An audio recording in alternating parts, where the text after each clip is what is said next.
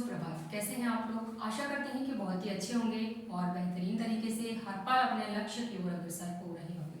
तो चलिए शुरू करते हैं आज की क्लास। और आज की क्लास में हम देखने वाले हैं इकोनॉमिक्स, जैसा कि टीजीटी, पीजीटी या फिर किसी भी एग्जाम में यहाँ पर जीके में भी इस प्रकार के प्रश्न पूछे जाते हैं जिनकी हम यहाँ बात करने वाले हैं।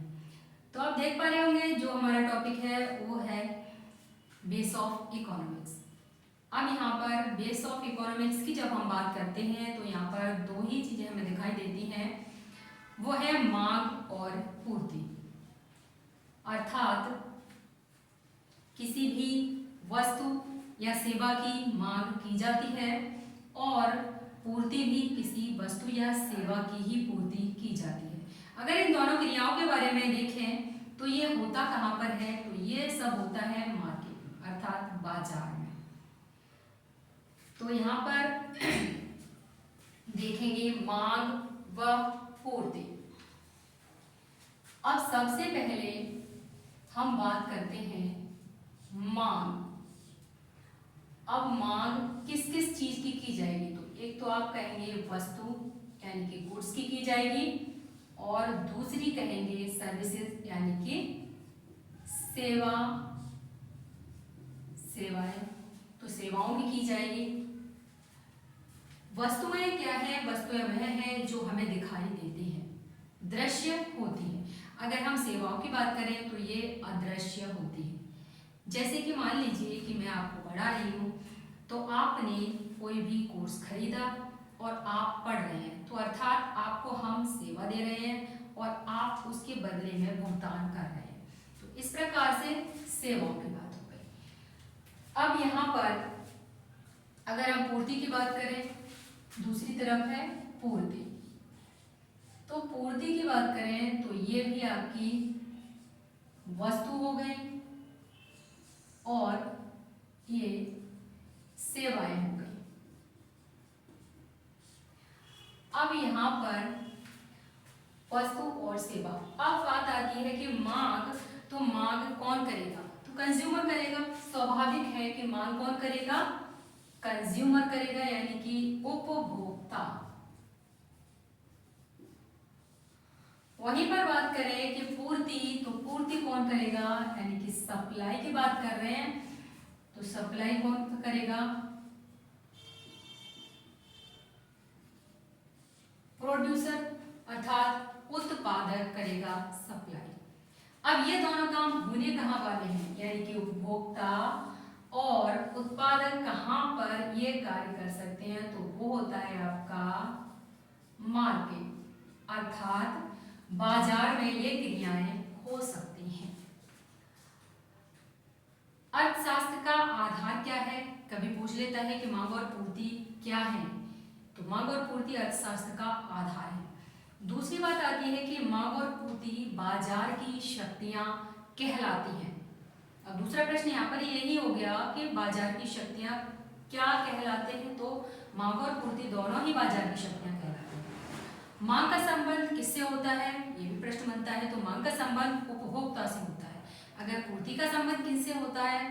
तो पूर्ति का संबंध उत्पादक अर्थात प्रोड्यूसर से होता है। मांग किसकी की जाती है? तो वस्तुओं और सेवाओं की जाती है। वहीं वस्तुओं की बात करें तो वस्तुएं क्या हैं? वस्तुएं दृश्यमान होती हैं, जिन्हें हम छू सकते हैं, जिनके आकार को पहचान सकते हैं, वह होती हैं वस्तुएं, गुड्स। अगर हम सेवाओं की बात करें तो इन्हें हम छू नहीं सकते, अर्थात ये अदृश्य होती हैं। आगे हम इसकी बात करें तो किसी भी अर्थव्यवस्था की बात करते हैं, तो किसी भी अर्थव्यवस्था में वस्तुओं और सेवाओं का उपभोग किया जाता है। अब उत्पादक का कार्य क्या है? अगर पूछ लिया जाए कि उत्पादक का कार्य क्या है, तो स्वाभाविक है कि उत्पादक क्या करेगा? उत्पादक वस्तुओं और सेवाओं का उत्पादन करेगा, उसका निर्माण करेगा, या फिर कहें कि उसका सृजन करेगा। अगर वहीं उपभोक्ता की बात कर लें तो उपभोक्ता क्या करता है? तो उपभोक्ता वस्तुओं और सेवाएं हैं उनको या तो समाप्त करता है या फिर उनका नाश करता है, उनका उपभोग करता है। कुछ भी कह सकते हैं। उपभोग अगर पूछ लिया जाए कि उपभोग क्या है, कंजप्शन, तो ये एक ऐसी प्रक्रिया है जिसमें वस्तुओं और सेवाओं का नाश किया जाता है। नेक्स्ट हम उत्पादन की बात कर लें तो यहाँ पर यह एक ऐसी प्रक्रिया है जिसमें कि वस्तुओं और सेवाओं का निर्माण व सृजन किया जाता है। तो ये हो गया उपभोग हो गया, उत्पादन हो गया, उपभोक्ता हो गया, उत्पादक हो गया, इन सब के बारे में हमने जान लिया। अब हम मांग की बात करते हैं, अर्थात डिमांड की बात करते हैं। तो डिमांड के अंतर्गत यहाँ पर एक तो समय, अर्थात आपने देखा होगा कि मार्केट में कभी तो वस्तुएं सस्ती होती हैं, कभी बहुत ज्यादा महंगी हो जाती हैं। तो यहाँ पर समय और कीमत, ये है आपकी मांग। अब यहाँ हम दो तरह से, एक तो है समय और दूसरा है पहलू, वो है कीमत, अर्थात टाइम और प्राइस। अब समय की बात करें तो यहाँ पर भी एक तो निश्चित समय बिंदु होगा। अब निश्चित समय बिंदु जैसे कि कोई डेट, जैसे कि आज 1/4/2024,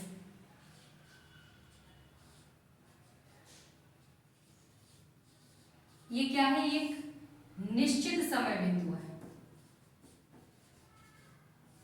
निश्चित समय बिंदु इस पर निर्भर करती है। और दूसरा है एक निश्चित समय अवधि।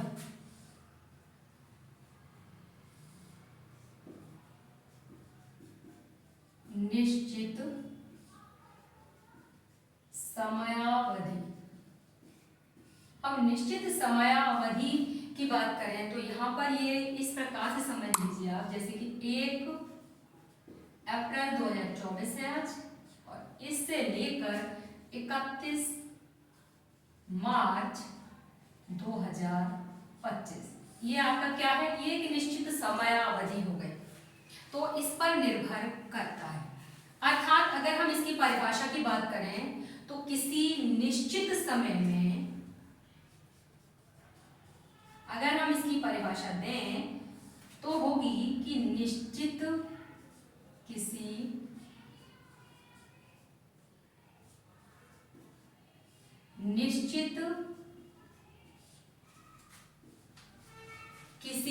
निश्चित समय में निश्चित कीमत पर बाजार में निश्चित कीमत पर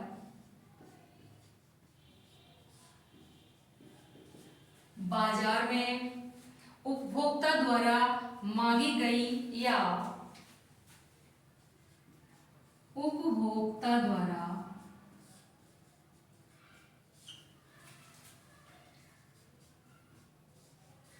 मांगी गई या, अब यहां पर क्या मांगी जाएगी, एक तो वस्तु हो जाएगी, दूसरी क्या है, सेवा मांगी गई या प्रयोग की गई या प्रयोग की गई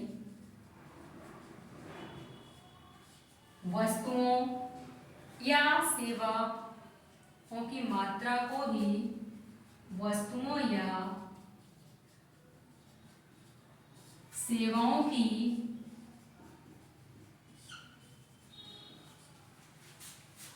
मात्रा को ही क्या कहते हैं, वस्तुओं या सेवाओं की मात्रा को ही उस वस्तु या सेवा की मांग कहते हैं। उस वस्तु या सेवा की मांग कहते हैं।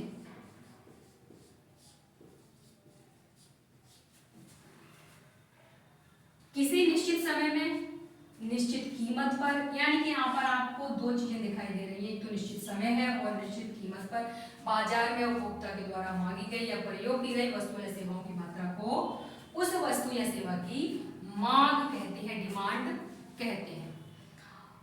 अब यहाँ पर आप समझ गए कि मांग का संबंध निश्चित समय और कीमत पर दर्शा रहा है। अगर मांग के नियम की बात करें तो स्वाभाविक है कि आपने मार्केट में स्वयं ही देखा होगा कि अगर किसी वस्तु की कीमत कम होती है तो उसकी मांग अधिक होती है, अर्थात उसका प्राइस कम है तो उसकी डिमांड क्या होगी, अधिक हो जाएगी। और अगर किसी भी वस्तु का प्राइस लेवल बढ़ जाए यानी कि वृद्धि हो जाए, कीमत अधिक हो जाए, तो उस वस्तु की मांग क्या हो जाती है, कम हो जाती है। तो ये क्या है, ये व्यावहारिक है, ये हमारे व्यवहार में शामिल है कि अगर किसी वस्तु की कीमत बढ़ेगी तो उसकी डिमांड कम हो जाएगी। क्योंकि मान लीजिए कि आलू ही है, अगर हम खरीदने जाते हैं और 25 रुपये किलो मिल रहा है तो हम स्वाभाविक है कम लाएंगे। हम प्रत्येक सब्जी में केवल 1-2 आलू डाल देंगे, हमारा काम चल जाएगा। और अगर मान लीजिए कि आलू सस्ता हो गया तो हम क्या करेंगे, उसके अन्य उपयोग करेंगे, यानी कि अन्य उपयोगों में भी शामिल कर लेंगे, जैसे कि हम उसके चिप्स बना लें या फिर हम उसका आलू का पराठा बना रहे हैं या फिर आलू के टिक्के बना रहे हैं। यानी कहने का तात्पर्य है कि अगर किसी भी वस्तु की कीमत कम हो जाती है तो उसकी डिमांड अधिक हो जाती है। यही होती है मांग।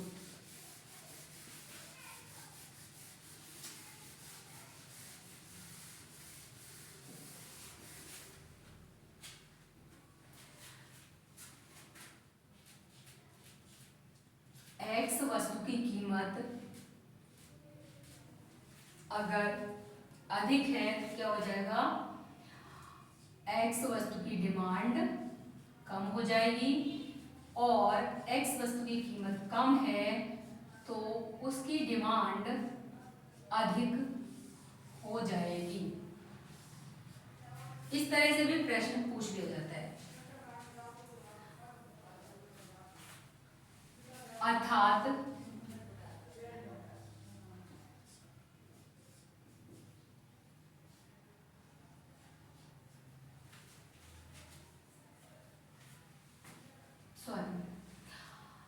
अब यहाँ पर हमने यहाँ पे कहना चाहिए अपोजिट नियम चल रहा है, कीमत कम होगी तो डिमांड बढ़ेगी और कीमत अधिक होगी तो डिमांड घटेगी।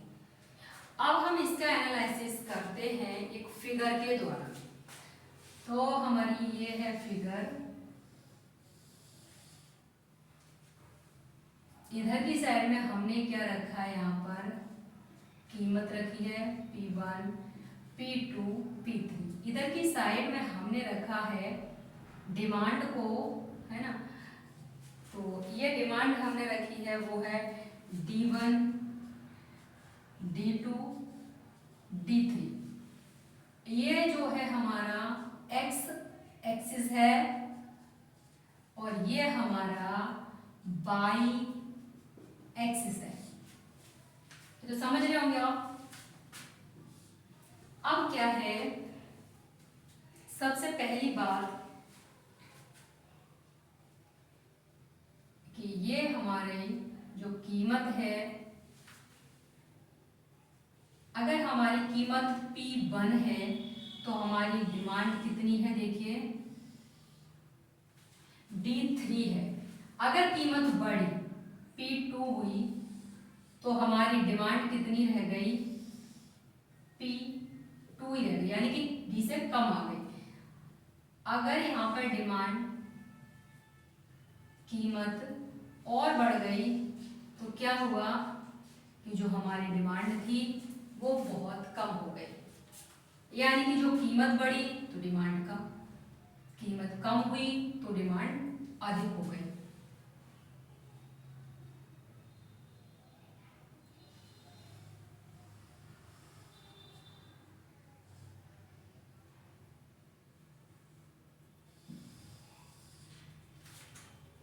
इसको हम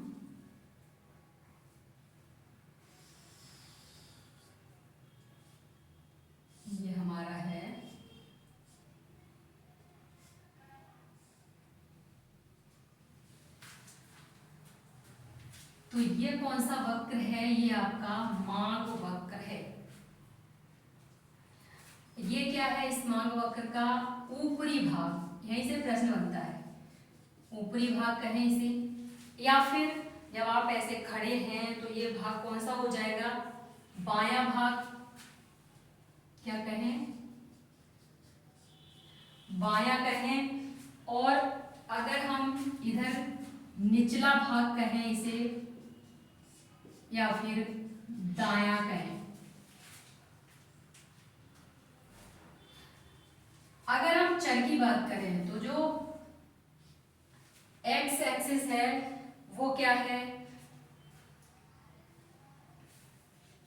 और वाई एक्सिस है वो क्या है? यहां पर एक्स और वाई उल्टा लिख गया। तो x क्या है? आश्रित है, ये वाला जो है आश्रित चर है, और ये है अनाश्रित चर। अब आप समझ गए होंगे क्यों है? क्योंकि देखिए जो कीमत बढ़ रही है तो डिमांड बदल रही है, कीमत के बढ़ने से डिमांड चेंज हो रही है, तो स्वाभाविक है कि डिमांड आश्रित है उस पर, किस पर? कीमत पर। लेकिन कीमत पर कोई असर नहीं है डिमांड की वजह से, तो क्या है? तो वो अनाश्रित चर कहलाता है। तो इस प्रकार छोटे छोटे प्रश्न यहाँ पर टीजीटी में पूछे जाते हैं। अब हम बात करें यहाँ पर, तो यहाँ बात आती है कि अगर अन्य बातें समान रहने पर यदि किसी वस्तु या सेवा की जो कीमत है उसमें वृद्धि होती है तो उस वस्तु की मांगी जाने वाली मात्रा में क्या हो जाता है? कमी हो जाती है, जैसा कि हम ऊपर चर्चा कर चुके हैं। मांग वक्र ऊपर से नीचे, बाएं से दाएं गिरता हुआ ढांचा होता है। ये आपका मांग वक्र है। अगर हम इसे ऊपर से नीचे तो कह सकते हैं, अगर बाएं से दाएं तो भी कह सकते हैं। कैसा है? ये ढाल इसका कहाँ है? तो ऊपर से नीचे की तरफ इसका ढाल है। ये होता है आपका मांग वक्र। मांग आश्रित चर है और कीमत अनाश्रित चर है। जैसा कि मैंने अभी आपको बताया कि डिमांड क्या है हमारी? आश्रित चर है, और जो कीमत है वो अनाश्रित चर है। मांग क्यों की जाती है? तो मांग इसलिए की जाती है कि कोई भी वस्तु क्या है? उपयोगी है हमारे लिए, तभी तो हम किसी वस्तु की मांग करते हैं, अदरवाइज क्यों करेंगे? अब हमें सब्जियां खानी है तो हमें सब्जियां लेनी ही पड़ेंगी, या फिर हमारी जो मुख्य आवश्यकताओं की वस्तुएं हैं वह हमें लेनी ही पड़ेगी, क्योंकि उनसे हमें उपयोगिता प्राप्त होती है, यूटिलिटी मिलती है। नेक्स्ट हम देखें तो मांग के लिए आवश्यक तत्व क्या क्या है। अगर आपसे पूछ ले उपयोगिता होती है, लेकिन उपयोगिता क्या है? तो किसी वस्तु या सेवा में जो गुण निहित होता है, यानी कि उसके अंदर जो गुण या क्षमता होती है ना, जिससे कि मनुष्य की आवश्यकता की पूर्ति हो जाए, तो उसे ही हम उपयोगिता कहते हैं। अब आता है कि मांग के लिए आवश्यक तत्व कौन कौन से हैं। तो यहाँ पर 3 तत्व बहुत ही आवश्यक है। सबसे पहला कि वस्तु या सेवा की इच्छा होनी चाहिए, यानी कि मुझे कोई भी वस्तु लेनी है, ये सबसे पहले तो मेरी इच्छा हो कि हाँ मुझे ये वस्तु खरीदनी है। दूसरी है कि वस्तु या सेवा को खरीदने की क्षमता। मान लीजिए मुझे खरीदनी तो है लेकिन मेरे पास पैसे नहीं है, तो क्या मैं उसे खरीद सकती हूँ? बिल्कुल नहीं।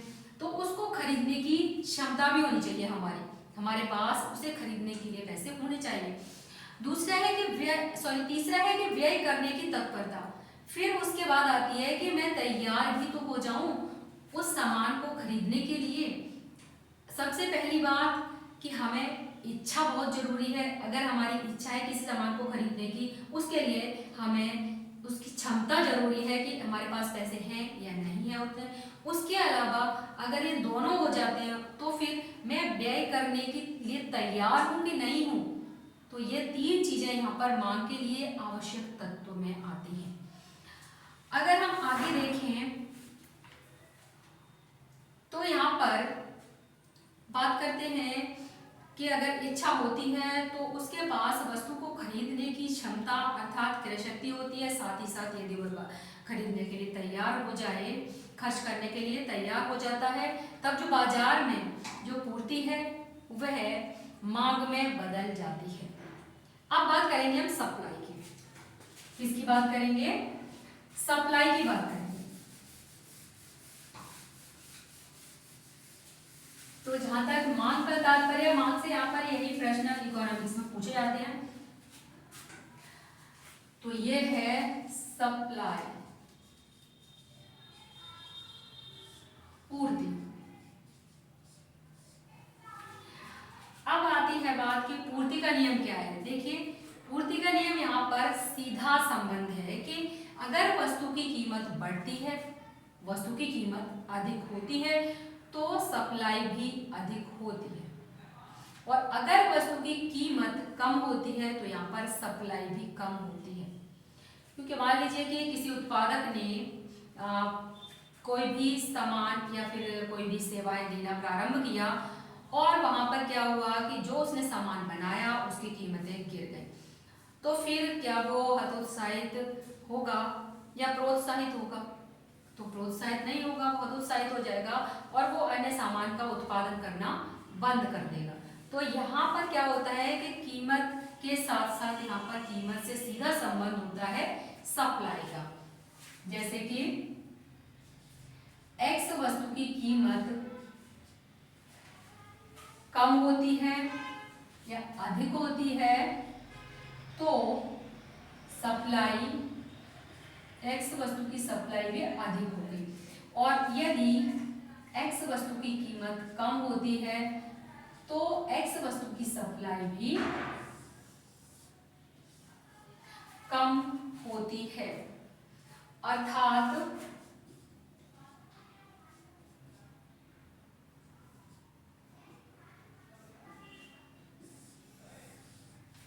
यहां पर इसका सीधा संबंध है।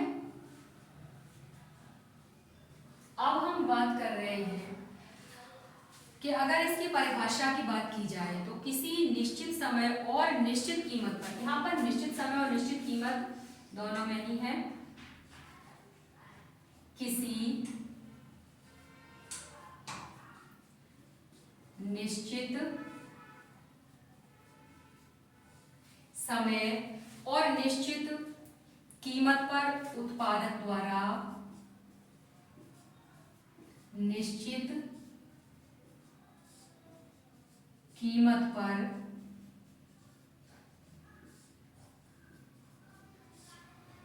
उत्पादक द्वारा बाजार में वस्तु या सेवा की, बाजार में वस्तु या सेवा की, वस्तु या सेवा की उपलब्ध, वस्तु या सेवा की उपलब्ध कराई गई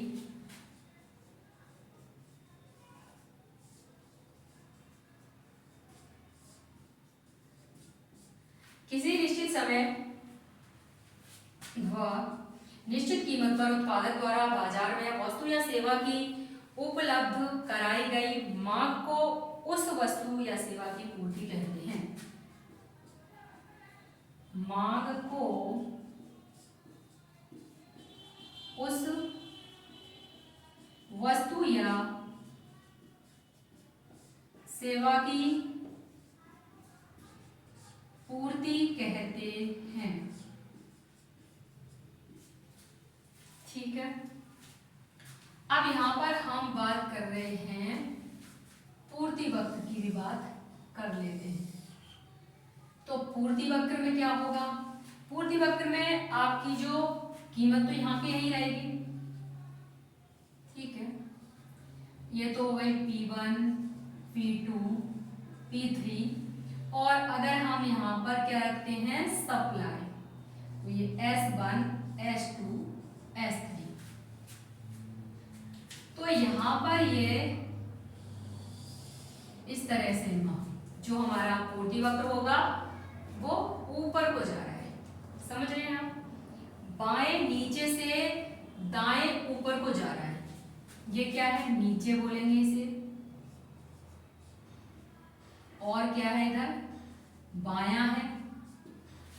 ऊपर क्या है? तो यहाँ पर ये ऊपर,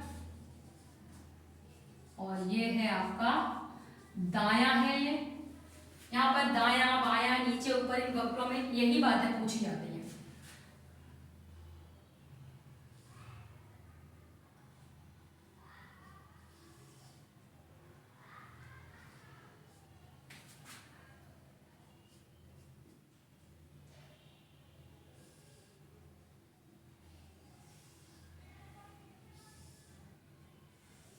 ये है आपका पूर्ति वक्र।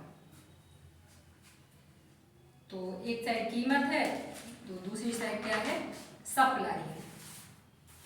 अब यहां पर आप देख पा रहे हैं कि यहाँ सीधा संबंध है कीमत और सप्लाई में, कीमत और सप्लाई में।